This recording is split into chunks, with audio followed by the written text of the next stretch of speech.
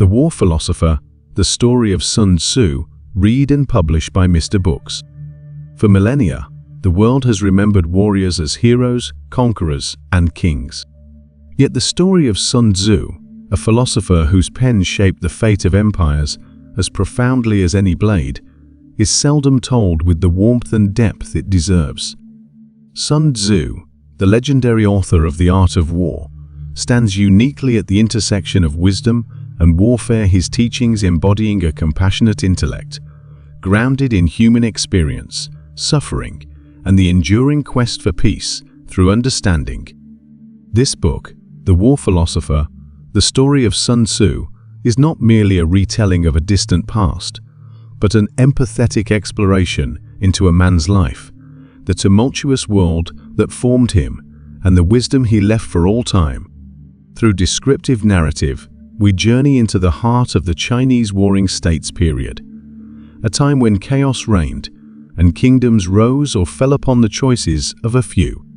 Sun Tzu emerges not as a mere theoretician of conflict, but as a human being shaped by the violence around him, yet always searching for harmony in the storm. Central to this story is the idea that war, as Sun Tzu saw it, was never to be glorified. Instead, it was to be understood, managed, and where possible, avoided. To understand Sun Tzu is to walk with him through his early years, to witness the devastation that tore at his home and heart, to see how he transformed that pain into teachings that urged cunning over cruelty, wisdom over force, and above all, victory with the least possible harm. Through 8 richly detailed chapters, we will uncover Sun Tzu's life and timeless philosophy, the forge of his character, the cultural tapestry in which he lived, his enigmatic authorship, and the far-flung impact of his work from ancient battlefields to today's boardrooms and classrooms. We will meet not only the philosopher, but also the mentor, the diplomat, and the compassionate observer of human nature. Far beyond paradigms of aggression, Sun Tzu's ultimate lesson is one of empathy, seeing the world through the eyes of the adversary, understanding the roots of discord, and nurturing peace wherever possible. This journey is an invitation to see Sun Tzu not as a remote sage cloaked in myth, but as a living voice across the centuries, quietly urging us to wage war only in the name of wisdom, and always in pursuit of a more understanding world. Before we dive in, make sure to subscribe and hit that like button to support the channel. And don't forget to turn on the notification bell so you never miss an audiobook that could change your life. Now, let's begin. Enjoy.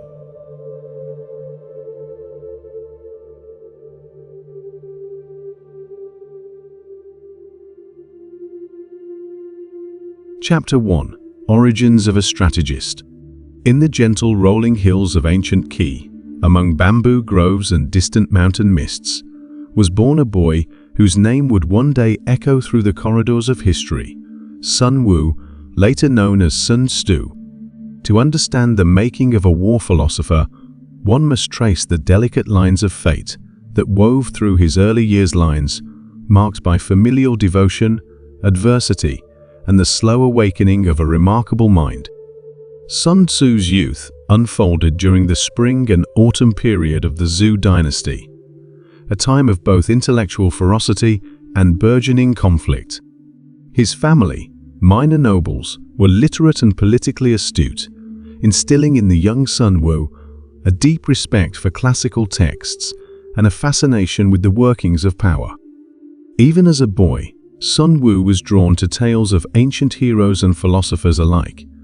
He found in both courage and contemplation, and a glimpse of the balance he would later seek to teach the world.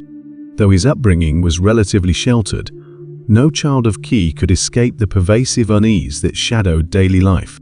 The Zhou dynasty's authority was eroding, and the land was riven by petty states vying for supremacy.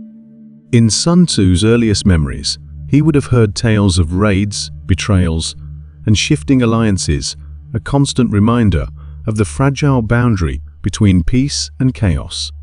It was from these roots that his empathy for all affected by war began to grow. The influence of his mother, a gentle soul steeped in the wisdom of Confucian ethics, was profound. She admonished Sun Wu to weigh his actions wisely, to honor the humanity in others, even in the face of disagreement or strife. These lessons ran counter to the times, but they took firm root in the boy. Through long walks in the countryside, mother and son would discuss the world not as a place of enemies, but as a web of relationships, each thread sensitive to the plucking of another. His father, by contrast, was a practical man, an advisor with experience on the tumultuous diplomatic stage.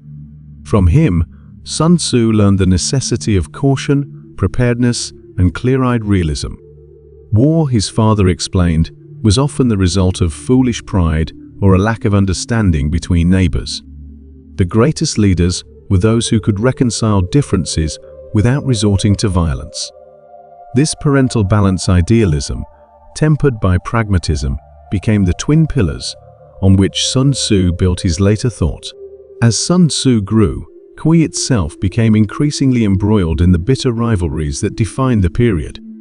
He witnessed the aftermath of battle, villages devastated, families uprooted, and the landscape scarred by conflict. These scenes seared themselves into his conscience. Yet, rather than harden his heart, they moved him to study the art of war, not as a means of destruction, but as a science of preservation.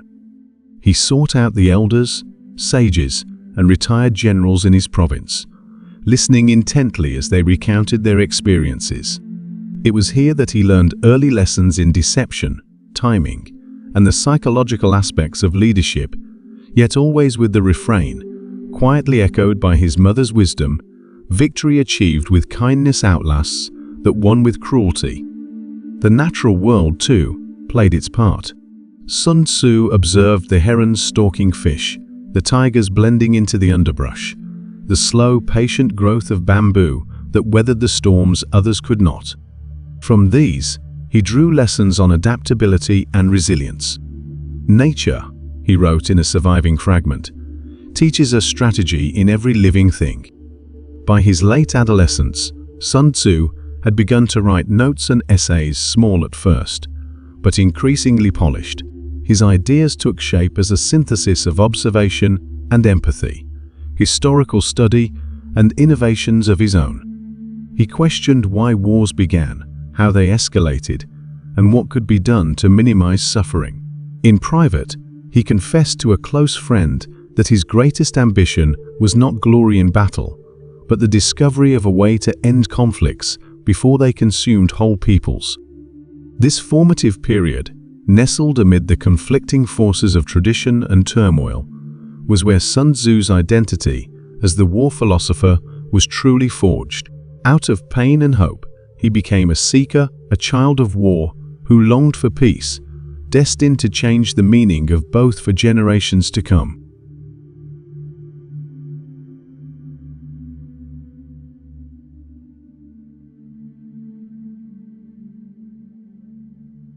Chapter 2: Warring States, a Landscape of Conflict.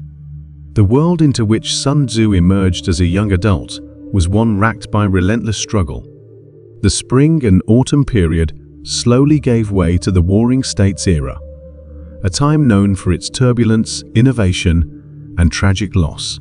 This epoch was defined by its chaos, yet within it also bloomed extraordinary creativity, a paradox that would profoundly shape Sun Tzu's philosophy. China was then a tapestry of feuding territories, each led by its own ambitious lord. The once unifying power of the Zhou king had become a frail shadow, real authority splintered among 7 major states, and dozens more minor fiefdoms locked in bitter rivalry. Alliances changed as swiftly and unpredictably as the wind. Rivers of spies, messengers, and soldiers crisscrossed the land. Farmers went to war as conscripts, while the voices of poets and thinkers wrestled with the meaning of it all. To the ordinary people caught amid these disputes, life was precarious. Crops were trampled beneath armies' feet, and towns could be thrown into famine or ruin at the whim of distant rulers. It was not only the clash of steel that wounded China, It was the erosion of trust, the ever-present suspicion that peace was but a brief interlude in an endless symphony of conflict. For the budding strategist Sun Tzu, the Warring States period was both a source of deep sorrow and a living textbook. He studied the movements of armies, the effects of geography on warfare, the subtleties of supply lines and terrain. Yet what struck him most deeply was not just what won or lost battles, but the suffering endured by all sides. Sun Tzu realized early that this suffering was seldom the intention of any leader. Rather, it was the unforeseen consequence of fear, pride, or ignorance seeds that, once sown, grew into wild and uncontrollable vines. He also noted how the relentless pace of war fostered newness in every sphere. Crossbows were invented, iron tools proliferated. Peasants learned to defend themselves, while generals devised increasingly sophisticated maneuvers. At the same time, philosophy flourished. It was, ironically, an age of both bloodshed and enlightenment. Scholars such as Confucius, Laozi, and Han Feizi pondered the meaning of right conduct, authority, and the harmony of society. The swirling debates over morality and strategy would resonate in Sun Tzu's thinking for the rest of his life. It was in this context that Sun Tzu first gained the attention of political leaders. His writings meticulously argued, rich in empathy, yet unflinching in practicality, reached the ears of King He of Yu, a state then rising in power. Unlike so many men who sought only to impress with bravado, Sun Tzu stood apart. His ideas carried the weight of both logic and compassion. He argued that the highest victory lay not in battle itself, but in its prevention. To subdue the enemy without fighting, he would later write, is the acme of skill. Sun Tzu's understanding of conflict was holistic. He knew that war was only the surface of a deeper turmoil, itself rooted in the fears and aspirations of people. He argued that true strategy required seeing through the eyes of the adversary, feeling their hunger and hope, their dread and their dreams. Such empathy was not weakness, he insisted, but the very essence of strategic mastery. Profound challenges, both personal and political, tested Sun Tzu's convictions.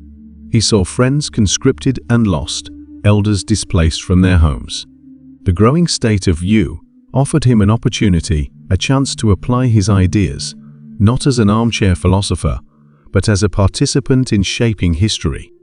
Sun Tzu understood the terrible responsibility that came with such a role, yet he chose to accept it.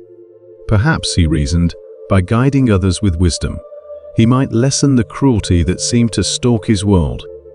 The Warring States period, then, was more than a backdrop. It was the crucible in which Sun Tzu's character and philosophy were refined. Every alliance made or broken, every campaign fought or avoided, added a thread to the tapestry of his understanding.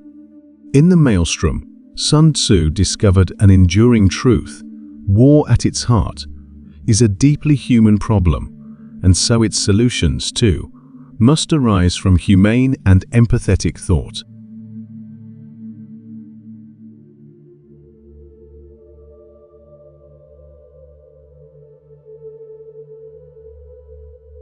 Chapter 3. The Making of the Art of Wars. The soft crackle of ink on silk, the careful brushstrokes, forming each intricate Chinese character, so began the creation of the world's first and most enduring treatise on the art of conflict. Yet the art of war would never have come into existence had its author, Sun Tzu, not already seen firsthand the limits of force and the profound costs of victory achieved at too great a price. Sun Tzu's decision to write was born as much of pain as of insight. In his years serving the state of Yu, he witnessed campaigns that left villages smoldering, and yet others in which cunning diplomacy won what armies could not. He saw how leaders clung to rigid doctrine, certain of victory, only to be undone by an unexpected terrain or an opponent's shrewd adaptation. Every failure, every triumph, broadened his understanding that war was an unpredictable dance, a storm that could be guided but never fully controlled. His approach to writing was as meticulous as his approach to strategy. Sun Tzu did not, as some later supposed, compose the art of war in a single burst of inspiration. Rather, he labored over it for years, gathering parables from veteran generals, recording lessons drawn from his own campaigns, and fiercely editing every aphorism for clarity and compassion. His goal was not to glorify violence, but to distill the essential principles of conflict for leaders and ordinary people, both to end wars swiftly and by the most humane means possible. Sun Tzu's method was practical and empirical. He wrote down what worked, discarding what did not, regardless of whether the idea flattered or humbled him. His essays addressed not only tactics, when and where to deploy troops, how to leverage terrain and weather, how to maintain morale, but also the deep psychology of command. He asked, what makes men fight? What makes them run? How can a wise leader use deception, not for cruelty, but to avoid needless bloodshed? And crucially, how can one recognize victory before the swords are drawn? The chapters of The Art of War reflect this love of nuance. They are brief, almost poetic in their restraint, focused less on grand proclamations than on hard-won truths. Sun Tzu taught that all warfare is founded on deception, but not as an end in itself, rather as a means to spare both sides the agony of open battle. He warned against protracted campaigns, knowing how suffering multiplies with every day a conflict continues. He extolled flexibility, urging leaders to adapt as swiftly as water shaping itself to any vessel. What sets The Art of War apart from mere manuals of battle is its underlying empathy. Sun Tzu wrote with an awareness of every life at stake, from the peasant conscript to the king in his chariot. Above all, he cautioned restraint to know when to strike, but also when to stand down. The greatest victory is that which requires no battle, he penned in his most famous line. It is a sentiment as radical now as it was then, rejected by many who crave glory, but cherished by those who understood the true cost of war. The process of editing, sharing and refining The Art of War was an act of humility. Sun Tzu welcomed criticism from scholars and soldiers alike, always seeking to deepen his own insight. Over time, his treatise became not just a guide for generals, but a manual for wise living, urging readers to know themselves, to respect their adversaries, and to remember the silent suffering that accompanies every campaign. By the time it reached the court of King Hel, Sun Tzu's masterpiece was already regarded as something rare, a document that transcended its age, a text capable not only of shaping battles, but of guiding hearts and minds toward a more just world.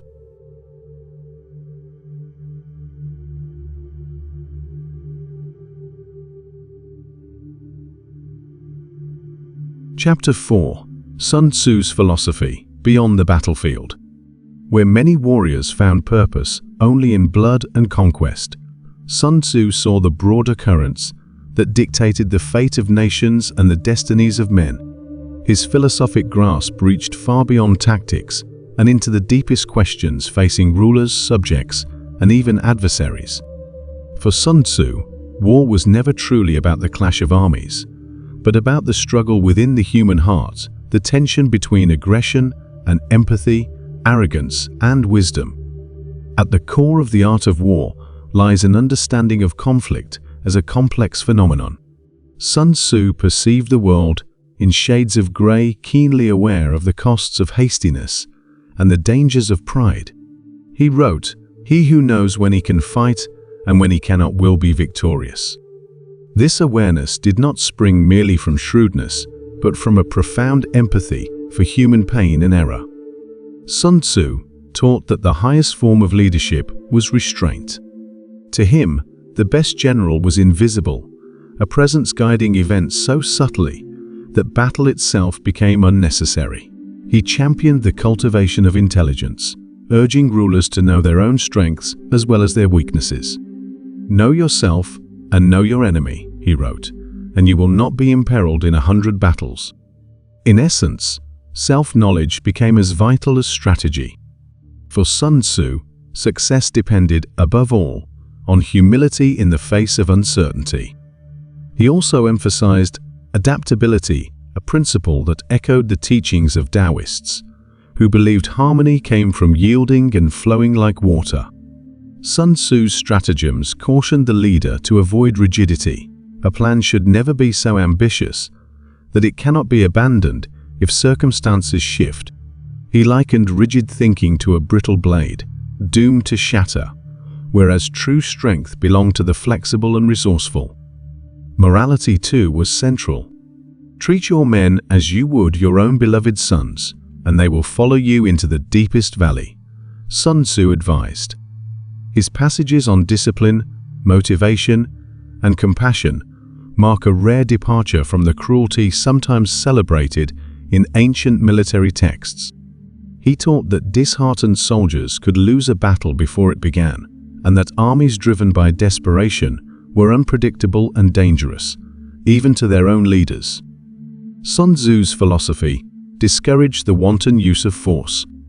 War, when waged, must be swift, decisive, and aimed at restoration. He observed that the longer conflict persisted, the more both sides were weakened, drained of courage, resources, and moral clarity. There is no instance, he warned, of a country having benefited from prolonged warfare. In this way, Sun Tzu's wisdom became a manual for more than generals. The patterns he discerned in warfare reflected the patterns of life itself: struggles within families, strife between neighbors, disputes among rivals. His advocacy for indirect solutions, for seeing the unseen connections between events, provided his students and readers a toolkit for daily living as much as for military command. Ultimately, what differentiates Sun Tzu from others of his time is a clear-eyed, compassionate realism. He recognized the inevitability of discord, but insisted that victory should never be purchased at the cost of one's humanity. Build your opponent a golden bridge to retreat across, he urged, reminding both ruler and adversary that dignity lost in defeat would only breed resentment and future violence. His teachings remind us that even in war, understanding, empathy, and restraint are not just virtues, but the foundation of true power.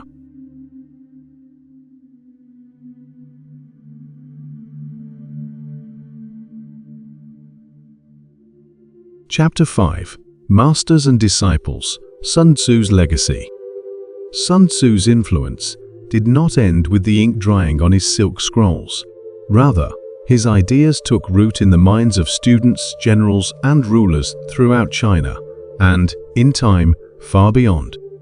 Almost from its composition, the art of war was recognized as a work of rare genius.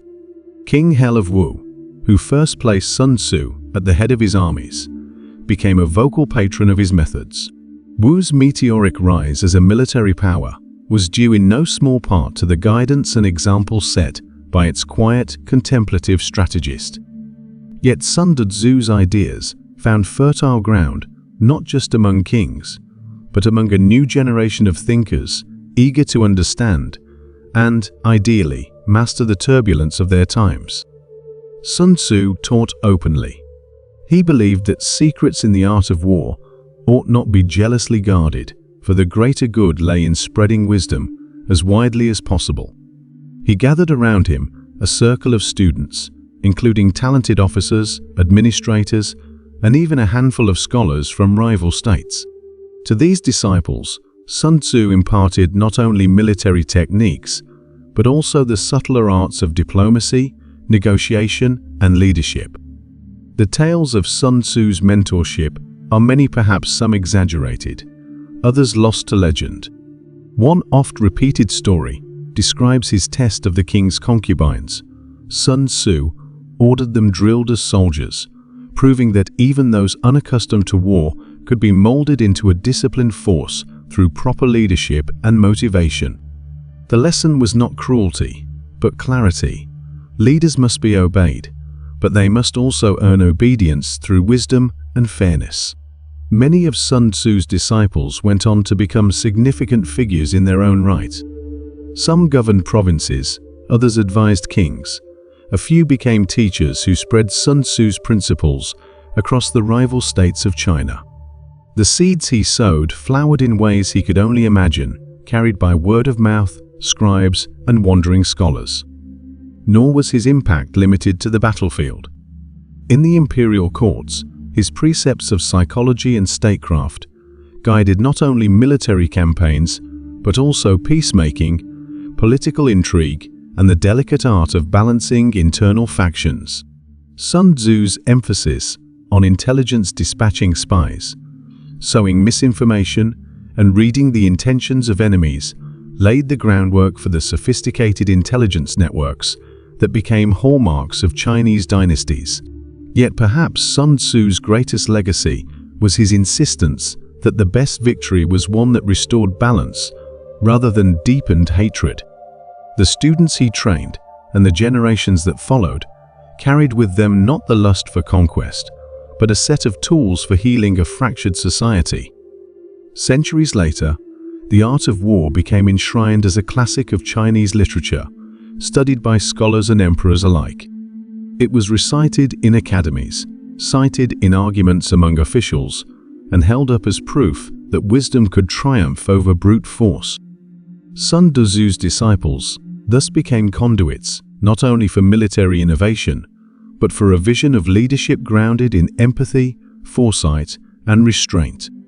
His legacy would echo through the halls of power in China, and indeed, the wider world for thousands of years to come.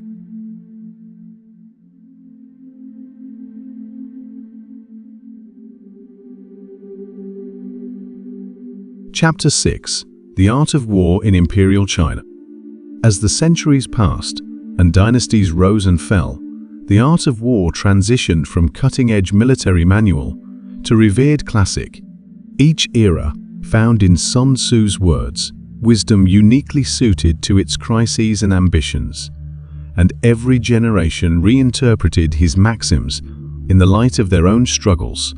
During the Han Dynasty, when China was first reunified and stabilized under a centralized imperial system, interest in Sun Tzu's work flourished. His treatise was incorporated into the training of civil servants and military officers. Emperors commissioned annotated editions from leading scholars. Libraries prized copies as treasures. The book's status grew until it was considered one of the 7 military classics of China, a group of texts deemed essential reading for any who aspired to rule or defend the realm. Sun Tzu's lessons directly impacted key moments in imperial history.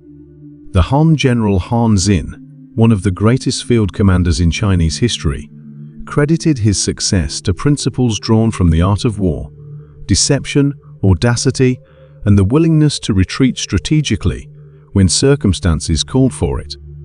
So thoroughly did Sun Tzu's ideas permeate military thinking that later dynasties, from the Tang to the Song, expected their generals not only to master the sword, but also to quote Sun Tzu as readily as they wielded their armies.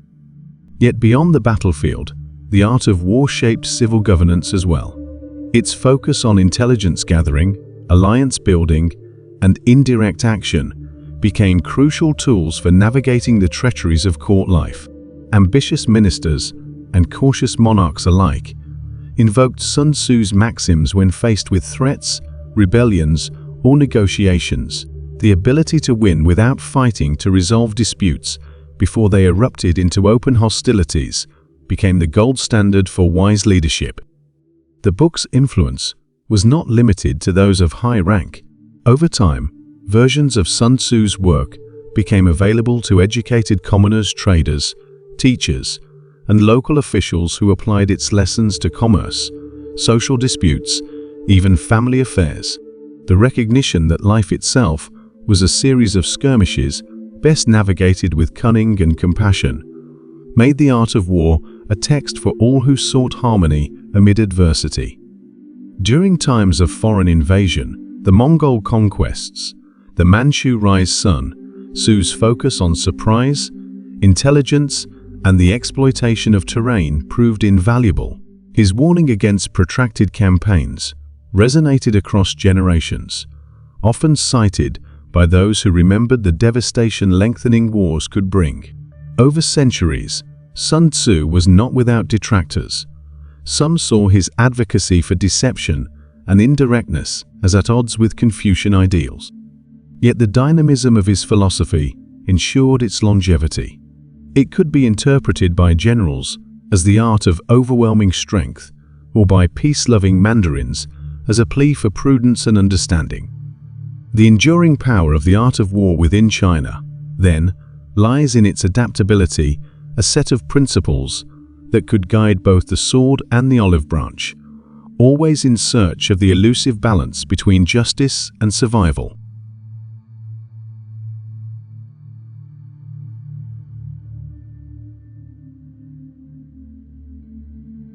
Chapter 7: Global Influences, Sun Tzu Across Cultures. Though conceived in the turmoil of ancient China, Sun Tzu's The Art of War eventually journeyed far from its homeland. Its practical genius and philosophical subtlety crossed borders, languages, and centuries, finding admirers among warriors, rulers, and thinkers of every era. The earliest spread beyond China occurred within East Asia. In Korea and Japan, the art of war was studied by aristocratic classes and military leaders. Japanese samurai, in particular, found in Sun Tzu's emphasis on psychology and adaptability lessons that resonated with their own Bushido code. Shoguns employed his principles in planning battles and navigating the complex loyalties of their courts. Over time, the art of war became an essential text for students of martial arts, governance, and even poetry, as metaphors for strategy permeated artistic expression. When Buddhist monks and scholars carried Chinese classics west along the Silk Road, the art of war soon found its way into Central Asia and eventually the Middle East. Through translation and commentary, it entered the intellectual traditions of Persia and the Islamic empires, where its subtlety was appreciated by courtiers and generals seeking to maintain fractious coalitions.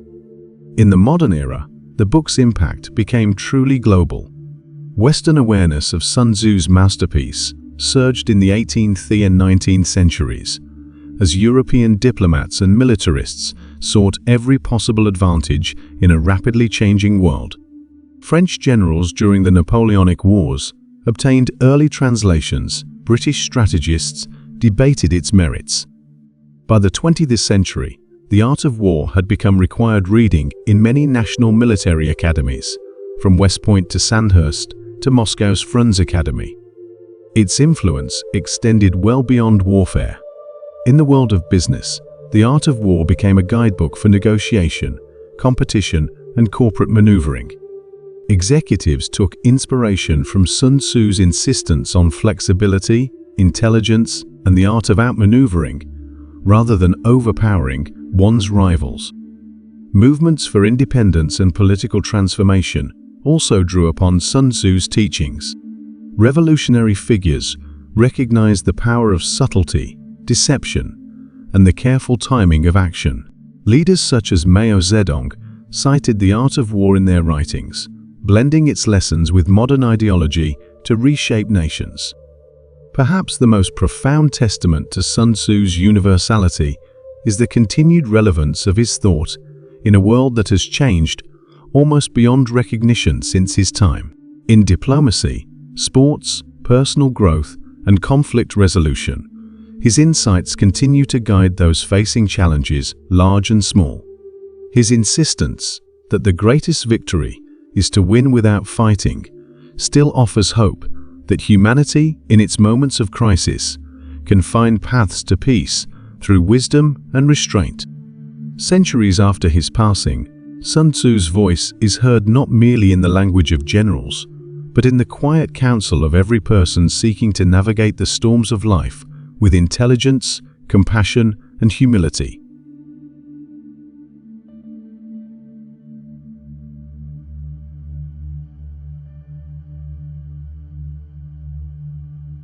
Chapter 8: Wisdom for the Modern World. The modern age, with its digital frontiers, global markets, and lightning-fast communication, seems a world apart from the bamboo forests and ancient battlefields of Sun Tzu's time. Yet the philosopher's understanding of conflict, strategy, and human nature has never been more relevant. In international relations, the threat of open war is ever present, but leaders now grapple with more complex forms of confrontation: economic competition, cyber warfare, ideological struggles, and the challenges of global cooperation. Sun Tzu's core teachings, flexibility, self-knowledge, and empathy, provide essential guidance. His advocacy for knowing both oneself and the adversary, for weighing every move, and for acting with restraint, offers a blueprint for defusing crises before they escalate. In the world of business, the art of war is more popular than ever. TOs and entrepreneurs turn to Sun Tzu's principles for insights into negotiation, strategic planning, and the management of teams. In boardrooms and on trading floors, the philosopher's maxims have proven as effective as on any battlefield. Opportunities multiply as they are seized. When the enemy is united, divide him. Victorious warriors win first and then go to war. These lessons echo in decisions, shaping the fate of industries and communities. Beyond institutions, Sun Tzu's wisdom applies to the individual. In an age marked by stress, competition, and the pressure to excel, his gentle yet firm reminder to act with clarity and purpose is a balm. Navigating education, careers, relationships, or personal crises can be seen as forms of warfare, not in the sense of destruction, but of facing difficulties with strategic, thoughtful action. Modern peace movements and conflict resolution strategies also owe a debt to Sun Tzu's insistence on empathy and accommodation. Mediators, diplomats, and negotiators use his maxims to find common ground, build alliances, and forge lasting settlements. The core principle that genuine understanding of all sides is the key to sustainable peace. Perhaps most urgently, Sun Tzu's philosophy cautions against the pride and rigidity that often accompany technological and social progress. His advocacy for humility and adaptation serves as an antidote to the arrogance that can blind societies to new threats and possibilities. In confronting the crises of our age, climate change, pandemics, inequality, Sun Tzu's call to balance caution with boldness, self-interest with shared well-being, resonates anew. In every era, we are faced with choices between force and wisdom, aggression and patience, short-term triumph and lasting peace. The war philosopher's legacy endures because he recognized the deepest truth of all, that the greatest victory is not a matter of conquest, but of understanding. Today, as ever, those who would shape the future do well to heed Sun Tzu's call to know themselves, respect their rivals, and seek solutions not in hostility, but in empathy. And so, from a distant age of war and upheaval, the quiet voice of Sun Tzu continues to guide those who listen, reminding us that even in times of conflict, the path of wisdom remains open to all who are willing to seek it.